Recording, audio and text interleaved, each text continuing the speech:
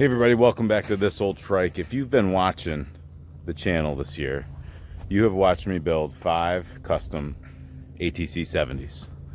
And everything, you've seen everything from a mild custom, maybe a little bit more than a mild custom, to full-blown, nothing is Honda on the machine. So I want to go through each one of these just real quick and talk about which one is the cheapest and which one is the most expensive. So put your guesses in right now. Just to refresh your memory, these are what we're looking at. A couple Mini R style, a couple OEM Fender style. This one for my wife was one of the most recent ones we did. This one for my son. This one for my daughter. It was a redo. This one for me. And this one for Mr. Jimmy John Leoto. So, before we get to the numbers, there's a couple last minute things I had to do on this one before it was ready to ship up to him. Let's talk about that real quick. What's up everybody? Welcome back to This Old Trike. Today we have a couple finishing touches to put on the Jimmy John build. If you remember the close of the last video, this shifter, this one, this is not right. We ordered a new shifter. We've got a decal for the recoil. I feel like I'm the weatherman right now. We got a high moving in from the west. No, we got a decal for the recoil. I've got a special decal here made by Bruce Allman, Blue Line Decals. All my decals pretty much these days are made by Bruce at Blue Line. And I got to change the oil. I did the last heat cycle. So I'm going to be using some fresh KLOTZ in there. Check out Daniel P. Morris if you want to order some KLOTZ. He's my buddy. Southern Off-Road. And I'm going to see how fast I can get this done. Not compromising quality, of course, but I've got a lot going on, and I just want to have this all set. So let's get started. All right, real quick. This shouldn't take hardly any work at all. That wasn't even tight. Just on there for looks. So Spangler offers 3 different lengths of shifter, and the difference is the shaft here. So I don't even remember deciding or putting thought into which length I was getting. So I just might have bought the default length billet shifter. So as you can see, the one I just got has a longer shaft and will allow it to clear the recoil. That's probably a tooth too high. I don't know. Which is better? I kind of like it level.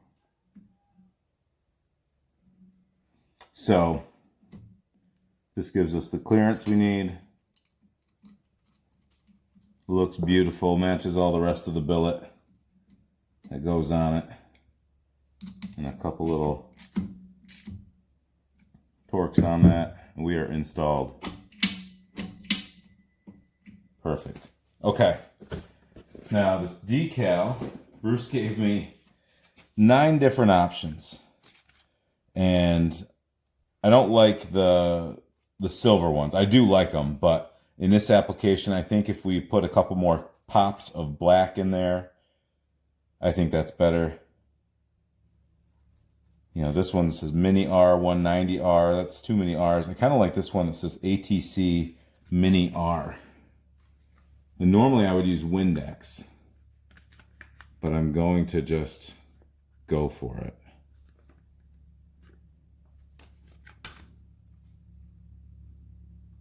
Steady hands, checking for level. Perfect, perfect. That is just the right amount of pop for what we need right there. Let me show you. Right? Look at that. Subtle. Not over the top. Shifter looks good.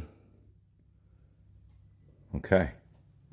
That was easy. Now, Bruce made me these. So we got this old Trike Focus. The ATC 190JJ, made in New York, USA, made in New York. I kind of like the top one. So I think I'm going to go with that.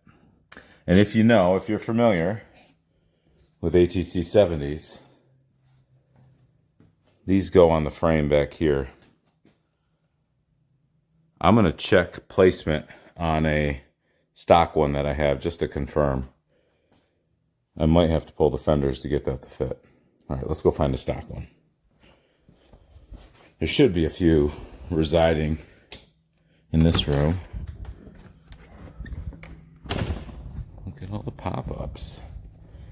Okay.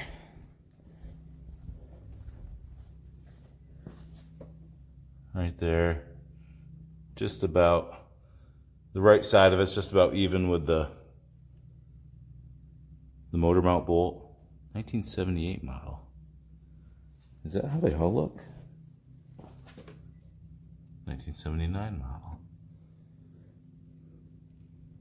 But look at that one's different. That one's in a totally different spot. So they hire just anybody to put these on at the factory, apparently. Not a ton of consistency. That's right around that contour, though. So I think that's what I'm going to do with it. That one's back a little bit. So we kind of want it to be seen. And now we know we've got some artistic liberty to take advantage of. Check out Daniel P. Morris to get yourself some KLOTZ as we get back into the air conditioning. Okay, so I'm going to aim for right there, and we'll come back at you once it's on. And just like that, she's on. So we did that because none of this is Honda. There's bolts, there's Honda bolts on this. I did use Honda triple or handlebar clamps. But other than that, nothing else is Honda. Okay, the only thing left to do is to change the oil and give this thing a little bit of a clean. And today I'm going to be putting in the KLOTZ ATV UTV 10W40. We're going to swap out the oil since we've done a little bit of a break-in on it. Send this off to its new home with KLOTZ 4-stroke ATV motor oil in it. And then when we clean it up, we're going to use the KLOTZ KSP4. So you might be familiar with other brands that smell fruity and clean things up. We're going to try this and see how it goes and see if I like it. Here we go. Okay, get the old 17 on there. Come on now, girl.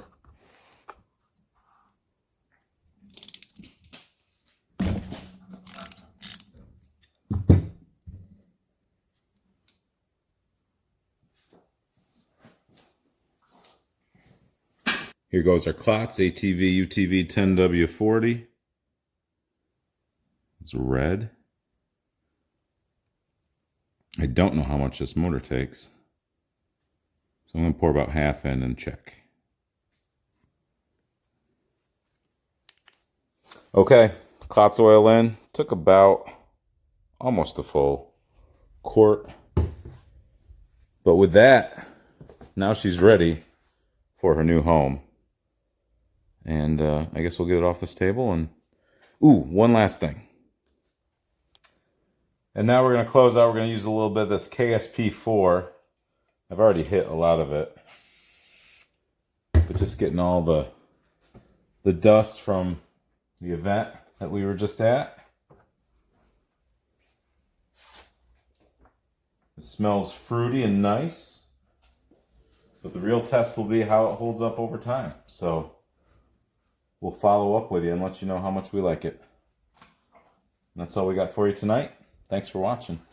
Okay, now that it is done, fresh oil, the decals, the shifter, all the finishing touches.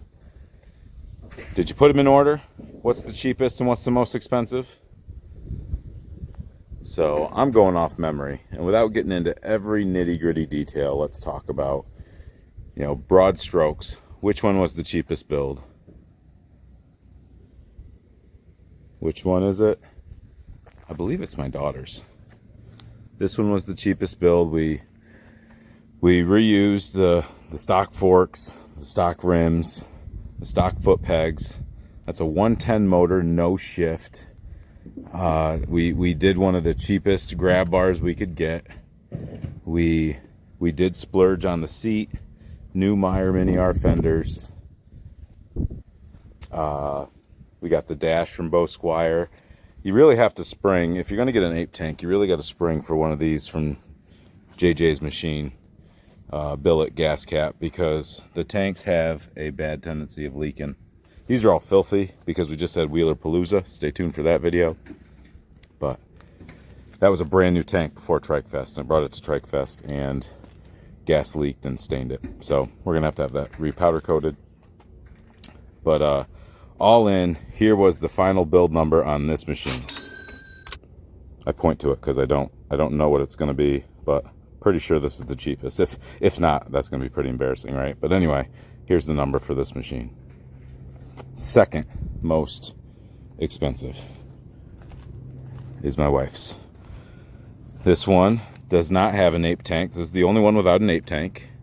This is the only one without a stretch for the front. So this is the shortest wheelbase. We got aluminum rims and tires for this one. The powder on this frame is a 2-stage, so we had to shoot it with the color and the clear, so that was a little bit extra. What is going on with this vent tube? It's all curling up here. That should be down there. Jeez Louise. Let's see what else. Very similar touches. Bo Squire dash pad, Cascade seat, Meyer fenders, but this is the OEM style. I think I'll get her some Gordon Spangler foot pegs just to make a little bit better feel for it. Custom decals from Bruce Allman. All these have custom decals from Bruce Allman, Blue Line decals. So the final build price on this, and there you go. All right, 3 left. My son's, mine, and the Jimmy John build. The next most expensive is my son's. I went through a whole video on the price breakdown on this. Pretty comprehensive. I'm not going to do that here again, but as you can recall from that video, this is the video where we broke that down. That's a good example. If you're looking to build something custom and have it nice, follow that video. But the total build price on this, so this one's got suspended front end. That adds quite a bit of cost to run suspended forks. A little bit nicer touches. The grab bar, this one's actually a cheaper seat. That's a standard eBay seat, so we saved some money on that, but we spent it in other places. So only 2 left. Which is the most expensive? Hands down, this is the most expensive. So this is the 4th most expensive. That's the one I built for myself. Here is the final build price. But I can tell you right now, we're going to spend a little bit more on it. We're going to change up the front forks. My buddy Derek wants a front fork set up. He's going to buy this from me at a lesser price than what I paid for it. And I'm going to put some of these forks on just to make it a little bit sicker. Those triples from Johnny Angel are really nice. So Mini R fenders, electric start, 140 motor from Gordon Spangler. That's the same as my son's. So just the motor alone for mine and my son's costs more than the 110, so that adds cost. Suspended front ends add costs. Mine has a bunch of billet on it. Billet front hub and sleeves, billet axle sleeves, and rotor mount and sprocket mount and hubs. My wife's has some billet on it too. That added cost to that. But it's easy to spend a bunch of money on these. We got Steve Normandin over here picking up some machines, shipping them to some collectors. We'll just highlight him in the background. Steve, Do you ship three-wheelers for just anybody?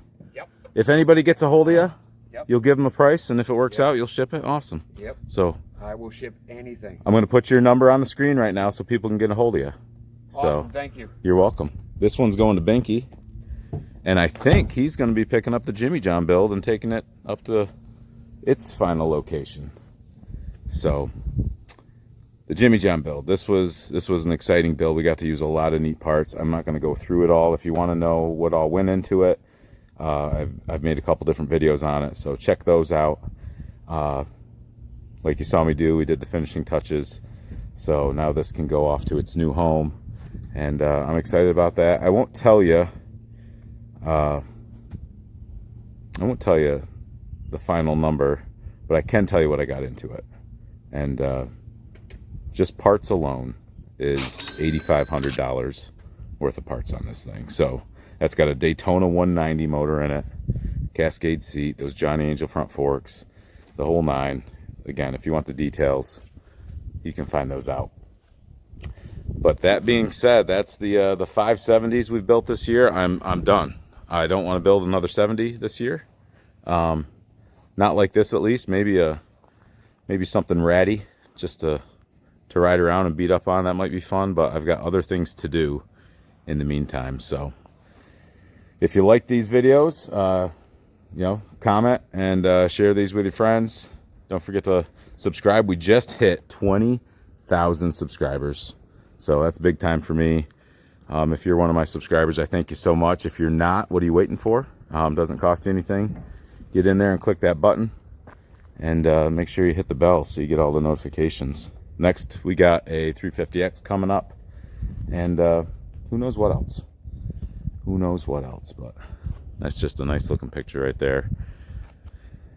And that being said, I'm gonna close this out, and we'll catch you on the next build. Look out for my WheelerPalooza video. I still got to do my Trike Fest video. I've got a bunch of stuff in the pipeline for you, so I appreciate you all. Thanks for watching. Right on the end of my trailer, I like to put sheets over. There she goes. Going bye-bye. In the hands of the best.